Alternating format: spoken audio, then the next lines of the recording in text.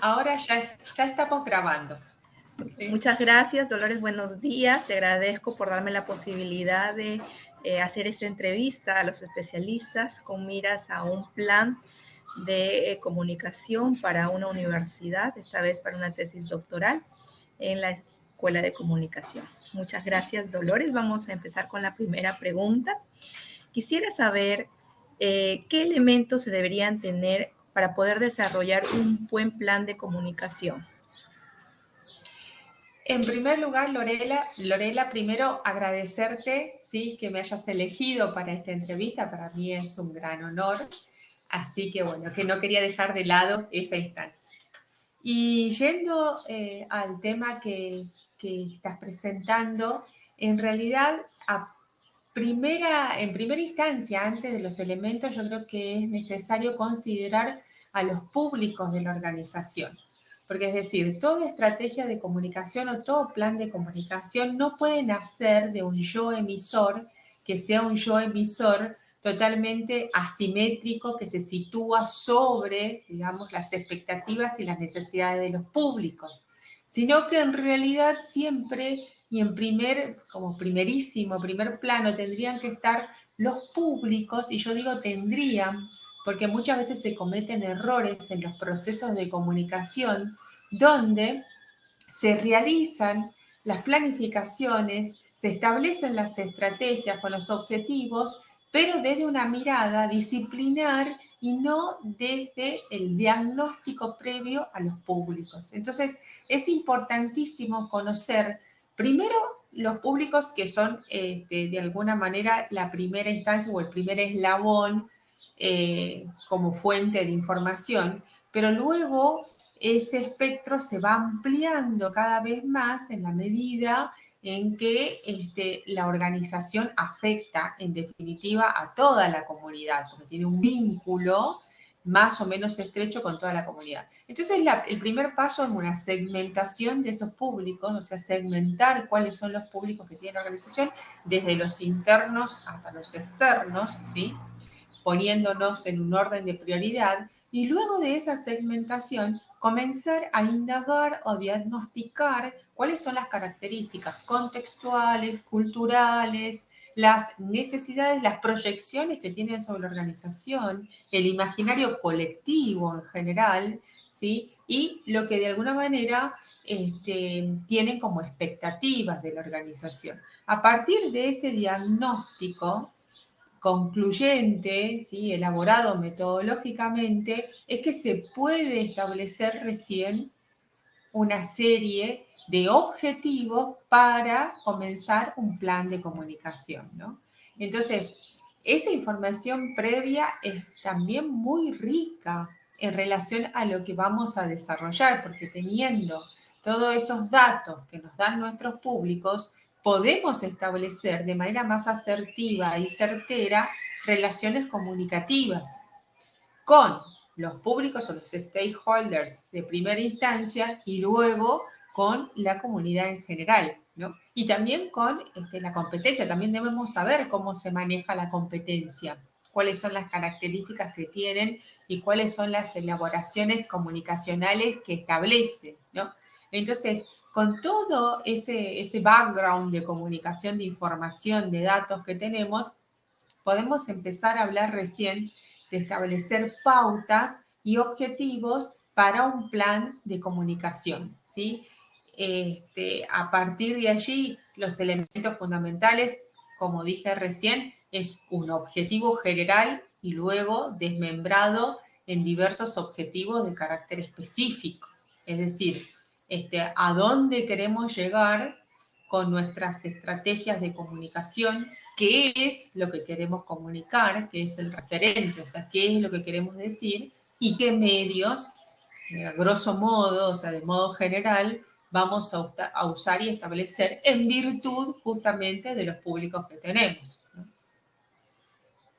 Muy bien, muchas gracias, Dolores. Y en base a lo que acabas de mencionar, por supuesto, los diagnósticos son importantes, sobre todo el diagnóstico situacional también. ¿Hay alguna información adicional que debemos tener en cuenta de repente de la empresa, en este caso de la universidad, para poder desarrollar este plan? Porque no hemos hablado de los públicos, ¿no? Pero quizá algo interno que se debería conocer.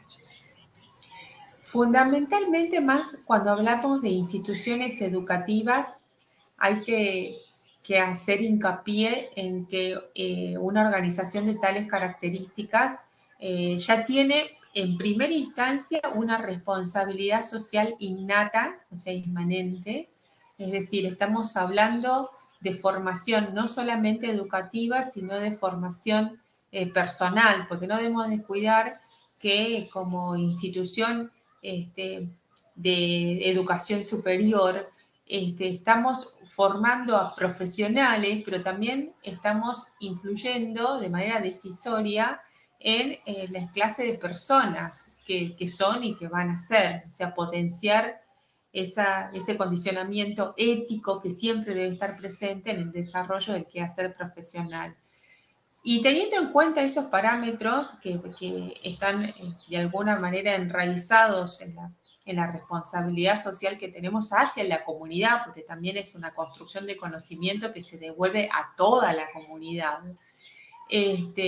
también debemos atender que los públicos, en este caso, también son, hay un público que son los estudiantes, que es un público intermedio, porque si bien pertenece al público destinatario externo, pero convive permanentemente dentro de la institución. Entonces me parece fundamental resaltar que a nivel educativo, esos públicos intermedios que son destinatarios, pero que a la vez están permanentemente en el proceso diario, deben ser considerados como parte también del público interno que tenemos. O sea, internamente la organización, además de tener las funciones y las tareas y las responsabilidades bien especificadas, ¿sí? Para que no haya un cruce de funciones, ¿sí? Para que no haya directivas que de alguna manera se producen como diáspora y que diversos sectores de los públicos no saben a quién responder. Una vez que están bien definidas las funciones, las responsabilidades, las directivas, a quienes se responde y a quienes también se pueden ofrecer ciertas sugerencias o reclamos, ¿por qué no? Los públicos internos también absorben a los estudiantes. Entonces hay que tenerlos en cuenta dentro de ese conjunto, porque muchas veces pasa en las instituciones educativas, y esto ya viene por el diagnóstico fruto de la experiencia, digamos, ¿no? Que uno hace ya con un ojo un poco avesado, con toda la disciplina que fue aplicando, va viendo de manera espontánea cómo muchas veces los públicos siguen siendo, los estudiantes siguen siendo tratados como si fueran externos a la institución cuando forman parte de la institución misma, porque conviven largas horas dentro de la organización y conocen también, porque son actores participantes, y conocen de cuáles son las problemáticas, hasta inclusive cuáles son aquellas rispideces que se pueden producir en el público interno, ¿no? Eso también lo saben. Entonces, una manera de integrarlos es haciéndolos partícipes y también haciéndolos parte de la solución. O sea, son quienes pueden también aportarnos información fundamental para mejorar nuestras estrategias, canales y formas de comunicación. O sea, no verlos solamente como los depositarios de los mensajes, sino también como actores que interactúan con nosotros para ver de qué manera vamos agilizando, mejorando y produciendo ese feedback necesario.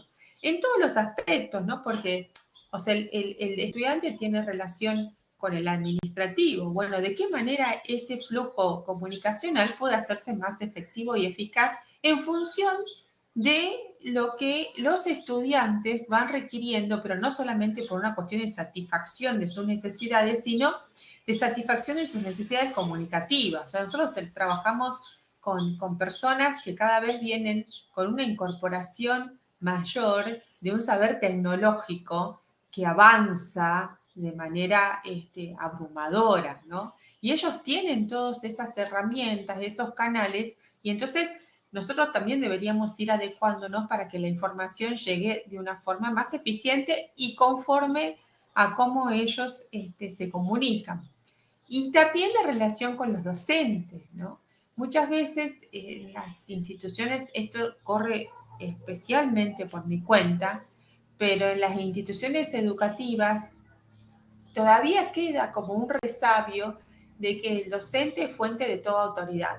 Bueno, sí, el docente es fuente de autoridad en el sentido de que guía al estudiante con el conocimiento, pero la fuente de autoridad se agota cuando no es de alguna manera facilitador de que busquen otras fuentes de información. O sea, la guía de uno es finita.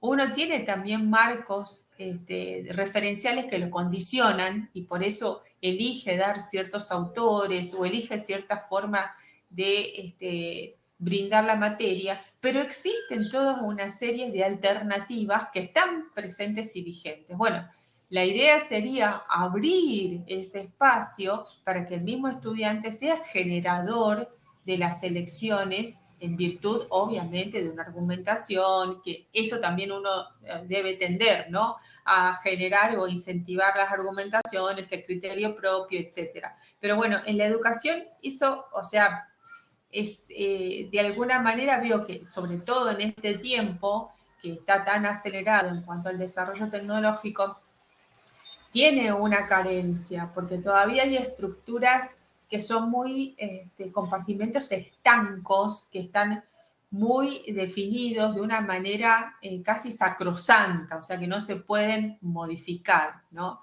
Y ahí está el papel del docente, que debe ir adaptándose. La docencia es una carrera, creo yo, de adaptaciones permanentes al contexto y a los nuevos conocimientos y a las nuevas tecnologías, pero no solamente por el saber propio, sino por la forma de difundir, ¿no? Hoy asistimos a muchísimos, digamos, espacios o canales donde el estudiante puede también acceder a información que se da en la cátedra.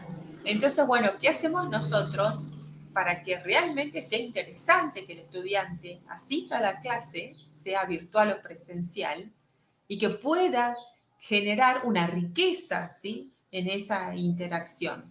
Entonces, creo que el punto básico es estar estudiando permanentemente y diagnosticando las necesidades de nuestros públicos internos, pero sobre todo en el caso de la educación al estudiante. Ok, bien, y con respecto a lo que has ido mencionando de la manera como los estudiantes llegan a los maestros, cómo se acercan a los administrativos, quizá algún otro público que está presente dentro de la universidad, ¿qué canales de comunicación crees que son los pertinentes para llegar a estos públicos que son distintos? Y yo creo que esa es una instancia problemática a resolver en virtud, bueno, también de las características de cada docente y de cada administrativo y de la institución. O sea, hay cuestiones que me parecen que institucionalmente deben elegir uno o dos canales, no más, porque si no se produce una confusión. O sea, existe lo que se llama la barrera de la competitividad. O sea, si tenemos un montón de canales y toda la información sale por todas las redes sociales, por mail y por la página institucional, en realidad deja de ser importante, trascendente y se pierde en la indiferencia y puede provocar más confusión. Me parece que a nivel institucional se deben elegir dos canales máximos donde tanto el estudiante como el docente y el administrativo sepan que la información de mayor relevancia circula por esos canales, por esos medios, ¿sí? Y que tiene posibilidad de retroalimentación. Es importantísima la retroalimentación, porque si no hay, si solamente es una comunicación o un flujo comunicacional que es unidireccional y es asimétrico, también se pierde el interés. Pero después, a niveles micro, eso es a nivel institucional. Es una página, o sea, si hay una página pero una página que esté, obviamente lo que voy a decir es algo totalmente que va de suyo, pero que no está de más recordarlo, porque muchas veces se pierde, una página que esté permanentemente actualizada, una página que tenga toda la información y que el acceso a la misma sea simple, ¿sí? Que no se complique en una especie de laberinto donde para llegar a la información tengo que pasar por diferentes puertas o ventanas que se abren dentro de la aplicación, sino que la comunicación sea concreta, simple, de fácil acceso y actualización permanente. Y vuelvo a repetir el tema de la retroalimentación, ¿no? Es la página institucional que después puede utilizar el mail institucional hacia todo el cuerpo de actores e integrantes de la organización según las necesidades. O sea, no es lo mismo un mensaje para los que es pertinente para los administrativos que para los docentes o que para los estudiantes. Pero después, a niveles más micro dentro de la misma institución, porque la institución es elefantiásica, digamos, es grande con todos los componentes que tiene, pero a nivel micro se pueden establecer, sí, común acuerdo, si se quieren, ciertas instancias de comunicación facilitadoras de los estudiantes, ¿no? En mi caso particular, tanto de distancia como de presencial, a mí me resulta muy óptimo, pero vuelvo a repetir, eso ya tiene que ver con condicionamientos que son casi personales, ¿sí? Y en realidad es lo que fui realizando a partir de hace unos años con los estudiantes que también les parece útil. Habilito grupos de WhatsApp donde hay una retroalimentación constante. Entonces yo tengo con cada cátedra mi grupo de WhatsApp, tengo ahí el registro de mis estudiantes, todos aquellos trabajos que algunas veces por una cuestión de extemporánea de algún problema o algo, lo vehiculizan por allí. Las dudas se vehiculizan todas por allí. Entonces, si alguien tiene una duda al margen de la clase, ¿no? Pero pasa muchas veces que es una cuestión que yo vengo percibiendo hace un par de años, que los estudiantes que llegan a la universidad, por lo menos a mis clases, que yo los tengo en los últimos años, inclusive hago este paréntesis para que se entienda qué es lo que quiero decir, en realidad llega cada vez de un modo más infantil.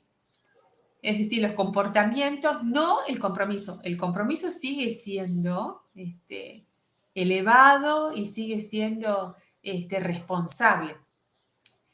Pero las conductas diarias son infantiles, entonces a veces por más que uno les brinde todas las herramientas y todas las facilidades y hasta inclusive trate de tener una relación empática con el estudiante, que me parece fundamental, o sea, si uno se dedica a la docencia, para mí tiene que tener empatía con el estudiante, ¿no? Que nace del respeto mutuo. Aún así, hay estudiantes que no se animan a preguntar una duda, ¿no?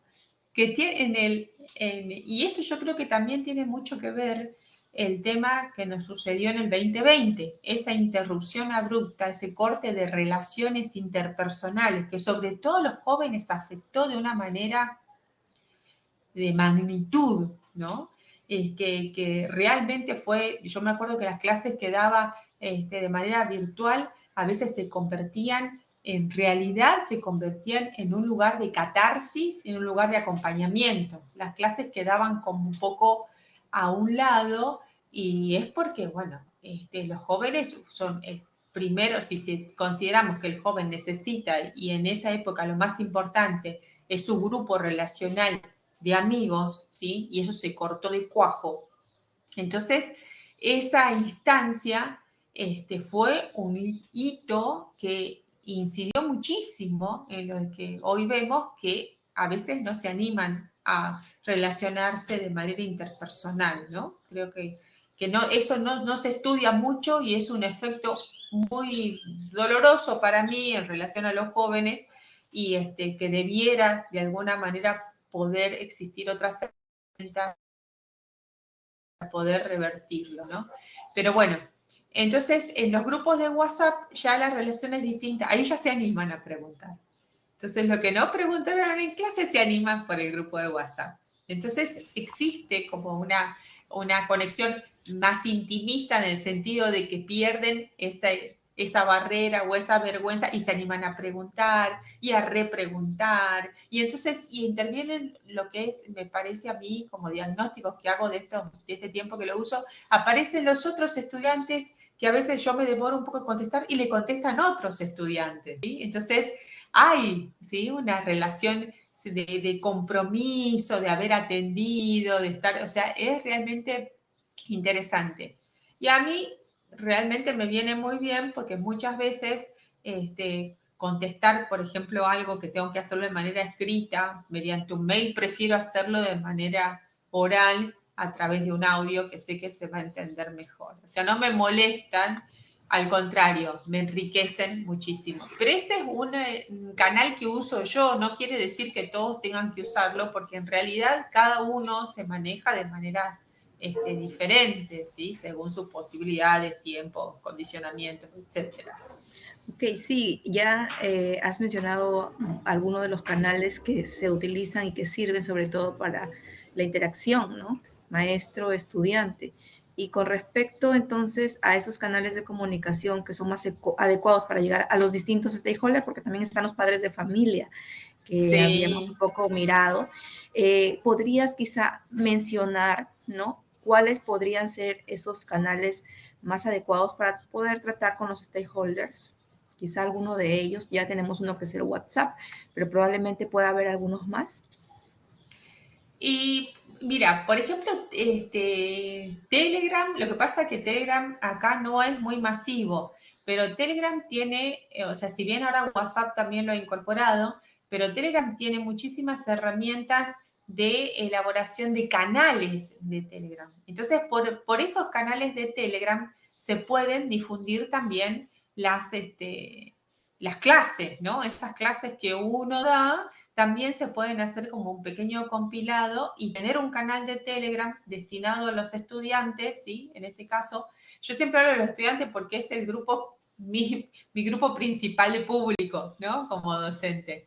Pero por Telegram se puede visualizar, o sea, y enviar todas estas series de informaciones que uno tiene en la clase. Y YouTube, yo recién recordaba, por ejemplo, YouTube, durante la pandemia yo lo usé mucho porque directamente hice un compilado de unas clases así de manera breve, dinámicas y claras, y se los subí a YouTube para que tuvieran mayor facilidad en redistribuirlo, ¿no?, entre los que quisieran ver, inclusive hasta el día de hoy, hay chicos que a veces rinden libre y ven ese canal de esa clase del 2020 que los ayuda de alguna manera en la guía de lo que tienen que estudiar.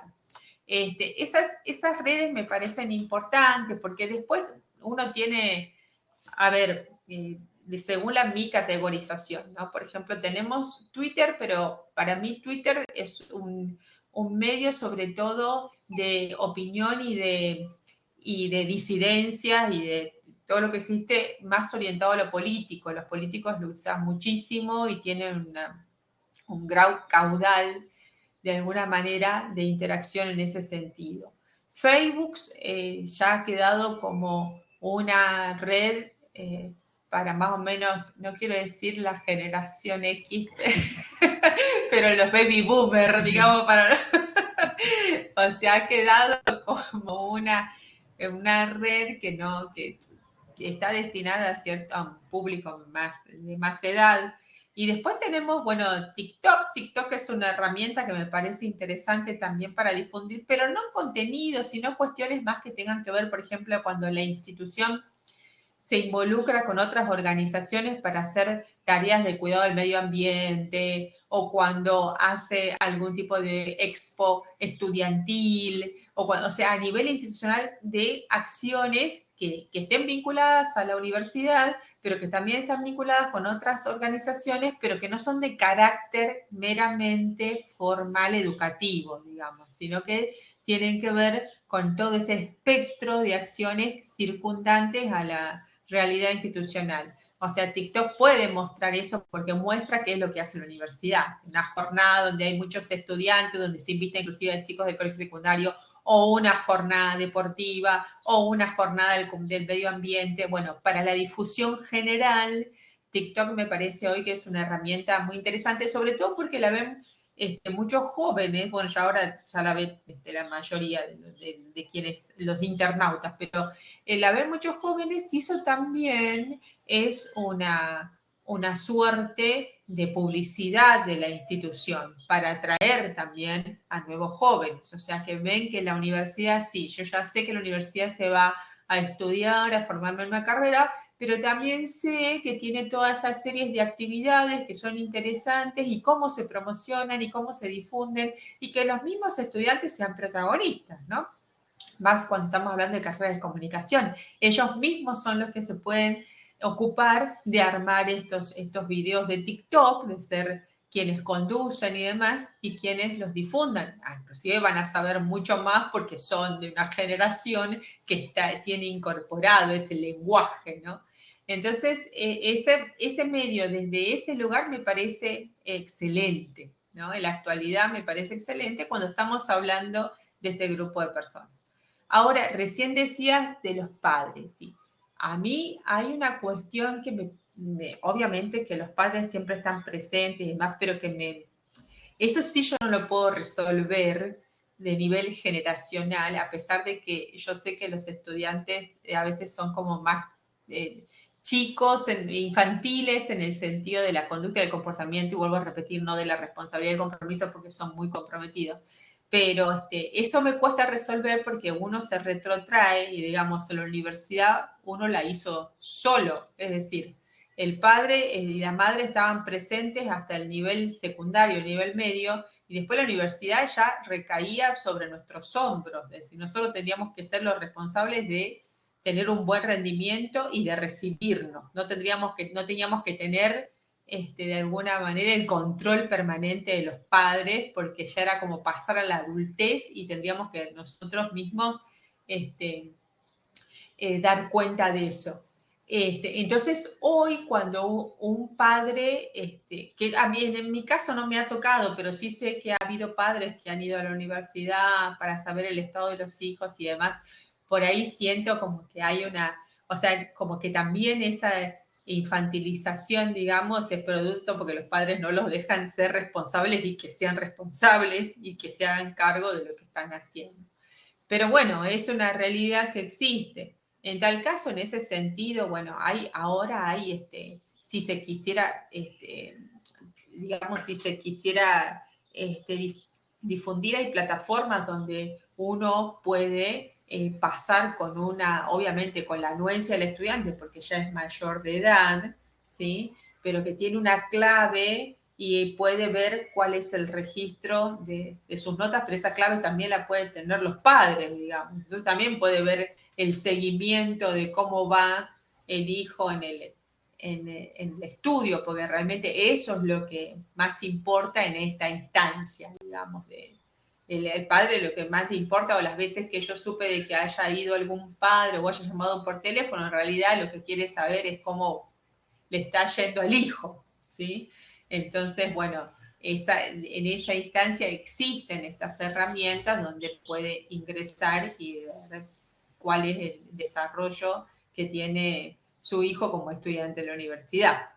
Pero después de ahí en más que conozca estas actividades, que también las puede conocer por un TikTok, por un Instagram, aunque Instagram ha quedado un poco desbancado por TikTok, pero bueno, sigue vigente, digamos, que están vinculadas a las actividades de la institución, ¿no? Esas actividades que sí que se deben hacer públicas. Y me parece que la forma más efectiva es hacerla a través de esas redes sociales en la actualidad. Me parece que erogar de alguna manera dineros en otros canales no tiene mucho sentido, sino que hoy las redes sociales a través de esas posibilidades como bueno, TikTok e Instagram pueden hacer una gran, siempre teniendo en cuenta obviamente la confección del tipo de mensaje que vamos a dar y cómo lo vamos a dar, ¿no? Ese es lo importante, no el canal en sí mismo, sino qué es lo que decimos y cómo lo decimos. Eso es lo trascendente. O sea, podemos hablar de los canales, pero el canal no hace magia. O sea, nosotros tenemos que elaborar el mensaje según a quienes queremos llegar y a partir de esa elaboración, cómo lo vamos a transmitir. Eso es fundamental. Muy bien, excelente. Y con respecto a la estrategia digital que ya algo has mencionado, ¿cómo podemos implementarla dentro de un plan de comunicación, ¿no? En el caso de las universidades, muchas ya hacen uso de ella, pero de repente desde el lado un poco más de la experiencia, ¿cómo propones tú que se podría implementar, sobre todo para poder llegar a los distintos públicos dentro de la institución? Y aquí dentro del plan de comunicación, bueno, están como canales, ¿no? Y también tiene que ver, o sea, yo hago el paralelismo con los públicos. Son canales y hay que clasificarlos y ponderarlos desde la mayor importancia al que tiene menor importancia, para descartar algunos. Me parece que del mismo modo en que uno tiene que difundir las actividades de la institución de una manera clara, concreta y precisa, lo tiene que hacer también en ciertos canales muy específicos y no hacer una sobreabundancia de mensajes, porque se pierde de algún modo. Y también esa diversidad de canales, por ejemplo, recién hablábamos de a nivel institucional, sí. Nuestro objetivo son los jóvenes, haciendo una analogía. Cuando se hace una publicidad de un juguete o de una película infantil, ¿sí? Se apela a los canales infantiles. El niño no decide, pero el niño absorbe eso y permanentemente le está pidiendo al padre o a la madre que le compre tal cosa o que lo lleve al cine a ver tal cosa. Por eso está direccionado en esos canales, ¿sí? Porque el objetivo es el niño, que a través del niño, ¿sí? Lo vuelve loco al padre o a la madre hasta que le compra el juguete o lo lleva al cine. En este caso, o sea, considero que si utilizamos TikTok e Instagram es porque queremos llegar a ese público joven que muchas veces no sabe qué estudiar y no sabe dónde hacerlo. O sea, muchas veces no, la mayoría de las veces sucede eso. O sea, cuando están en los últimos años no saben ni qué van a estudiar ni dónde lo van a hacer. Entonces, que son asiduos, de consumidores de estas redes sociales. Entonces, a través de esas redes sociales, entre lo que se muestra de lo hermoso que es la institución, de las muchas actividades que se pueden hacer en la institución, de todo lo que te brinda la institución, también es un vehículo para poder, ¿por qué no?, transmitir las carreras que existen. Yo con todo hago siempre analogía porque me encanta, o sea, porque todo tiene que ver con todo. Hay un político acá en nuestro país que en las últimas elecciones no hizo campaña publicitaria en los medios tradicionales y demás. Toda su plataforma la presentó en TikTok. O sea, hablaba, no sé, de industria nuclear. Y todo, ¿cuál era el plan de desarrollo? Brevemente, concreto, conciso, ordenado. Entonces hablaba sobre vivienda. ¿Sí? Tenía diferentes TikTok sobre diferentes temáticas y todo lo presentó ahí. La mayor cantidad de votantes que tuvo ese político fueron jóvenes. Entonces, y jóvenes que habían leído, que habían escuchado la plataforma, o sea, no eran jóvenes que iban a votar porque les parecía simpático, sino porque habían escuchado la plataforma en TikTok, se manejó de esa manera. Entonces digo, también nosotros podemos hacer, si ese es nuestro público, para llegar a ellos, para incorporarlos, para sumarlos, para retenerlos también, ¿no? Porque también hay que retenerlos, no solamente hay que incorporarlos, sino también tenemos que tener una retención del estudiante. Podemos utilizar, o sea, las carreras, y no solamente ofrecer las carreras, sino decir, o sea, ¿querés estudiar administración agropecuaria? Te voy a contar. ¿No sabés lo que es la administración agropecuaria? Te cuento qué es. Te cuento para qué sirve. Te cuento cuál es el campo de acción. Después vemos las materias, pero te informo sobre lo que podés hacer, cuál es el mundo en que se desarrolla, ¿sí? Esas cosas se pueden hacer. Me parece que de eso todavía falta. O sea, o se presentan solamente las carreras como si, y después uno tiene que ir a buscar de qué se trata, ¿no? Cuando en realidad se podría, porque nadie se debe dar por sentado.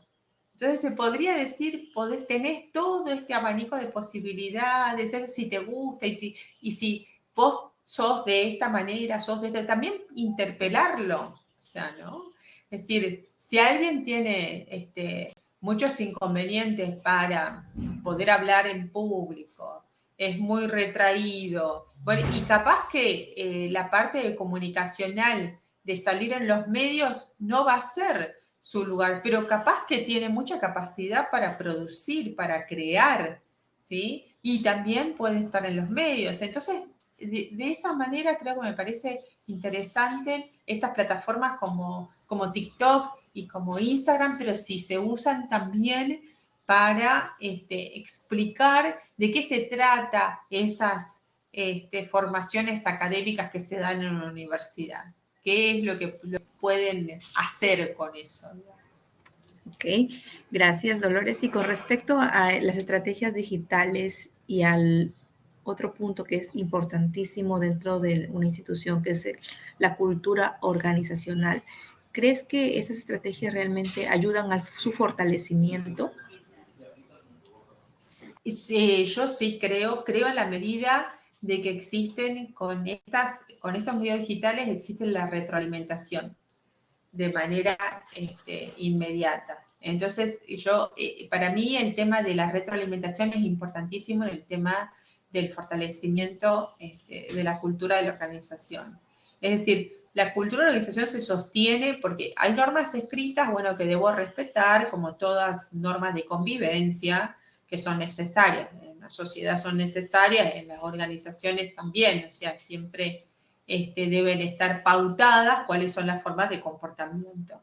Pero después está todo una suerte de elementos que pertenecen a lo espontáneo, que forman parte de la cultura, de lo tradicional, ¿sí? De las relaciones informales, que de ellas muchos dependen, ¿sí? Comunicacionalmente, el buen clima laboral, o sea, el clima laboral corresponde a los recursos humanos, pero si no existe una comunicación informal, si no existe una buena relación entre los integrantes de una organización, pero que realmente se base en la real posibilidad de permanentemente tener voz y voto con la palabra, si eso no existe, es imposible que se pueda desarrollar una organización con un buen clima laboral y es imposible que pueda llegar a los objetivos planteados.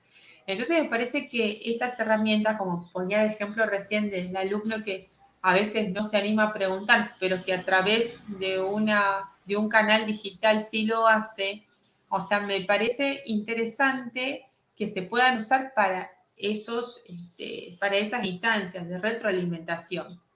Que todos sean escuchados, que todos sean atendidos y que la palabra de los demás también sirva, porque no solamente van a ser, muchas veces sucede que las organizaciones, las cabezas consideran que si abrimos tanto la retroalimentación todos van a hacer quejas, y no es así. Puede existir un porcentaje, pero mucho porcentaje va a ser de aportes también. Es decir, podemos hacer esto, ¿qué tal si trabajamos de esta manera? Si resulta que podemos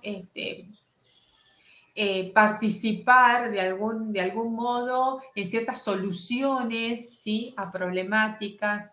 Entonces, en ese sentido, y quien es escuchado, una regla básica de la comunicación, pero quien es atendido y quien es escuchado y es tomada en consideración su sugerencia, más allá que se puede aplicar o no aplicar, si es tomada en consideración, se siente más parte integrante de la organización, tiene ese sentido de pertenencia.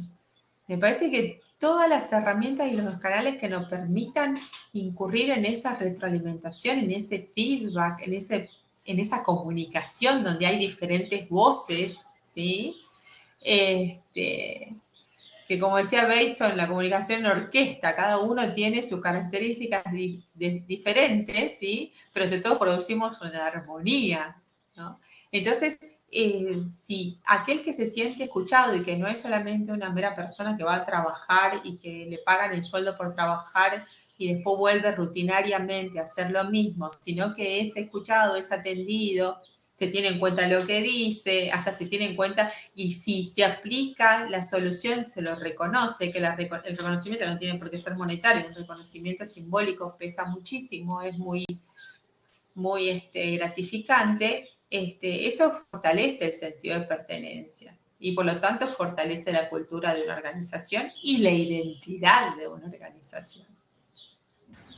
Muy bien, muchas gracias, Dolores, por esta oportunidad que nos has brindado de poder conocer un poquito más y sobre todo de ampliar el panorama con respecto a las nuevas tecnologías utilizadas, sobre todo con una nueva generación que es tan cambiante. Te agradezco muchísimo y bueno, hasta una próxima oportunidad también. Yo te agradezco a vos por esta oportunidad, fue muy grato conocerte, eso te quería decir, y además sos una persona hermosísima, sí, tu forma de ser, todo, y realmente espero que esto haya sido de utilidad, y si por mí fuera me quedo hablando todo el día, porque es un tema que me apasiona. Se nota que sí, y conoces mucho, y eso realmente enriquece mi investigación. Te envío un abrazo fuerte, Dolores, gracias, y que tengas un excelente día y un inicio también espectacular. Un abrazo. Y estamos en contacto. Sí, por supuesto que sí. Cuídate. Gracias.